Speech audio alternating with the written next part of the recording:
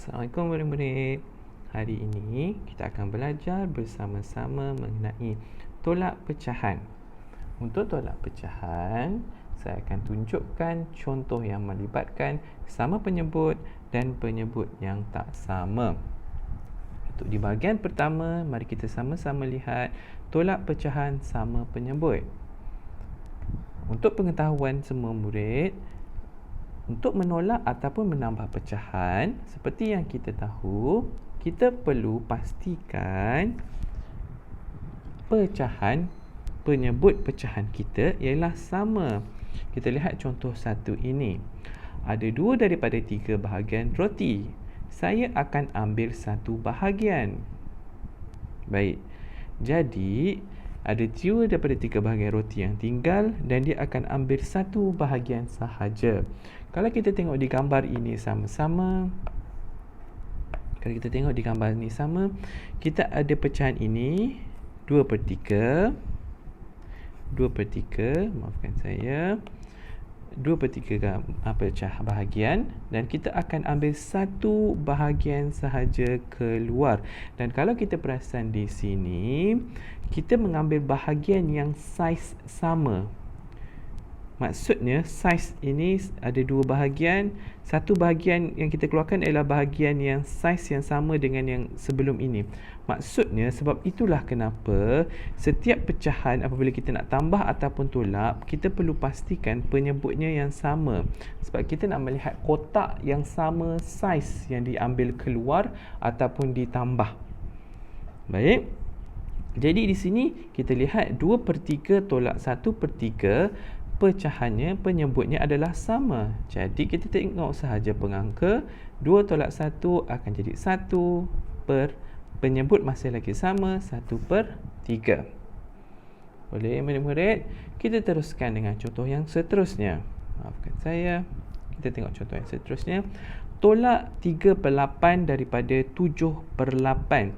Di sini kita dah ada bentuk ya, bentuk dan juga cara tolak nombor biasa. Tolak 3/8 daripada 7/8, maksudnya 7/8 ini kita akan tolakkan 3/8.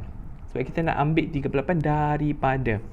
So 7/8 tolak 3/8. Sebelum kita kira, kita tengok dahulu dari segi bentuk ya. Bentuk yang pertama ini, yang telah dilukis ini, kita ada 7/8 bahagian. Maksudnya yang putih ni memang tak ada kaitan ya, tak ada kaitan sebab memang kita tiada bahagian tersebut.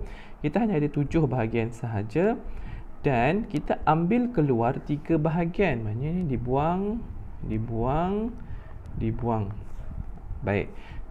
Baki maksudnya di sini adalah 1, 2, 3, 4. Okey, saya akan tunjukkan bagaimana nak selesaikannya terlebih dahulu ya. So 7/8 tolak 3/8, kalau kita kira sama-sama 3/8, kita akan dapat terlebih dahulu 4/8. Tetapi di sini kita tengok ya, 4 dan 8 ini adalah nombor yang kita boleh kaitkan di dalam sifir. Kalau kamu di dalam otak kamu ada sifir, kamu boleh nampak yang mereka ialah sifir 4. Maksudnya 4 ni kita boleh bahagi dengan 4 dan 8 ini kita boleh bahagi dengan 4 juga. Kita kena bahagikan nombor yang sama ya untuk pengangka dan juga penyebut, yang mana apabila 4 bahagi 4 kita akan dapat 1, 8 bahagi 4 kita akan dapat 2. Nampak? Sebab itulah kenapa bagaimana jawapan ini dapat 1/2. Asalnya memang kita akan dapat 4/8, tetapi jawapan perlu dipermudahkan. Baik, kalau kita tengok dari segi diagram kat sini diagram kat sini, apabila dikeluarkan 3 keluar, kita dapat 4 bahagian. Tapi 4 bahagian ni ada represent, dia mewakili 1/2. Faham ya? Jadi ingat, apabila kamu tulis jawapan kamu, apabila kamu selesaikan jawapan kamu, kamu nampak jawapan akhir tersebut ada perkaitan dalam sifir, kamu perlu permudahkan. Ini prosesnya namanya permudahkan. Baik, kita sambung yang seterusnya. Berapakah beza 4/7 dengan 6/7? Maksudnya beza ya. Maksudnya mencari beza besar tolak dengan kecil. Jadi 6/7 kita akan buat 6/7 tolak dengan 4/7. Okey, mudah. Di sini mudah kerana penyebutnya masih lagi sama. Jadi kita akan tolak sahaja pengangka. 6 tolak 4 kamu akan dapat 2. 7 akan kekal sama sebagai penyebut. Dan 2/7 kita tengok 2 dan 7. 2 kalau sifir 2, 2, 4, 6, 8. 2 dan 7 tiada kaitan yang sama untuk dalam sifir. Jadi kita tahu ini adalah jawapan yang paling mudah. So tak perlu jadi dipermudahkan. Seterusnya kita sambung ya. Di sini kita akan tengok contoh, dua contoh yang mana melibatkan pecahan yang tak sama penyebut. Kita tengok contoh 4. 1/2 tolak 1/4. Ingat ya, seperti saya sebut tadi, untuk tolak pecahan atau tambah pecahan, kedua-dua tambah pecahan penyebut kena sama. Penyebut perlu sama. Penyebut perlu sama.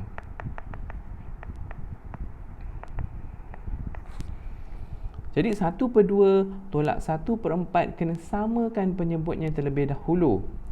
Maksudnya 2 ni macam mana nak bagi sama dengan 4? 2 dan 4. Kita perlu darab. Ya, maksudnya 2 akan darab dengan 2. Akan dapat 4 kan? Apabila penyebut kita darabkan dengan 2, pengangka kita akan darab dengan 2 juga. So, kita akan dapat di sini 2/4 tolak 1/4. Yang mana apabila bila penyebut dah sama, kita akan tolakkan pengangka. 2 tolak 1 dapat 1/4. 1 adalah nombor yang paling kecil, maksudnya kita memang dah takkan boleh permudahkan. Ini adalah jawapan yang paling mudah. 1/4 adalah jawapan akhir kita. Kita sambung contoh yang seterusnya, nombor 6. 5/6 tolak dengan 1/3. Untuk samakan penyebut, kita selalunya akan melihat kepada nombor yang lebih kecil. Di sini nombor yang lebih kecil adalah 3. Bagaimana 3 nak jadi kepada 6? So, kita akan lihat 3 darab 1, 3. Jadi 3 darab 2, 6. Kita dah tahu 3 darab 2 akan dapat 6. Maksudnya 1 darab 2. Bila penyebut darab 2, pengangka pun akan darab dengan 2. Kita akan teruskan. 5/6 tiada perubahan sebab kita tidak darabkan dengan apa-apa nombor.